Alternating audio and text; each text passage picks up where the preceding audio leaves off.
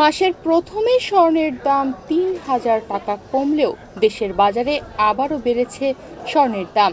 এবার প্রতি ভরিতে ভালো মানের স্বর্ণ অর্থাৎ ২২ ক্যারেটের প্রতি ভরি স্বর্ণের দাম বেড়েছে ২,৩১০ টাকা। ৫ মে সোমবার সোনার দামে এই পরিবর্তন এনেছে বাংলাদেশ জুয়েলার্স অ্যাসোসিয়েশন বাজুস। নতুন মূল্য অনুযায়ী ৬ মে মঙ্গলবার থেকে দেশের বাজারে প্রতি ভরি ২২ ক্যারেটের স্বর্ণ বিক্রি হবে ১,৭১,২৮৬ টাকায়। ২১ ক্যারেটের এক ভরি স্বর্ণের দাম বাড়িয়ে ১,৬৩,৪৯৪ টাকা নির্ধারণ করা হয়েছে। এছাড়া ১৮ ক্যারেটের এক ভরি স্বর্ণের দাম ১,৪০,১৪৩ টাকা নির্ধারণ করা হয়েছে।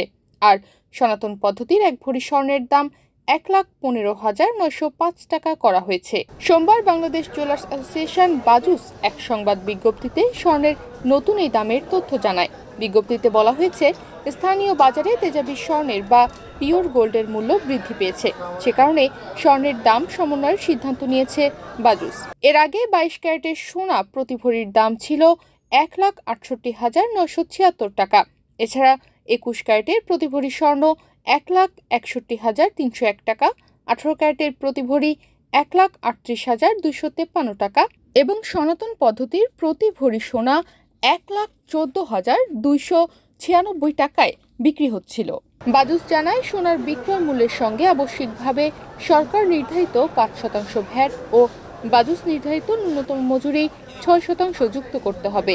তবে গহনার ডিজাইন ও মান ভেদে মজুরির তারতম্য হতে পারে। তনিমা রহমান, বাংলাদেশ প্রতিদিন।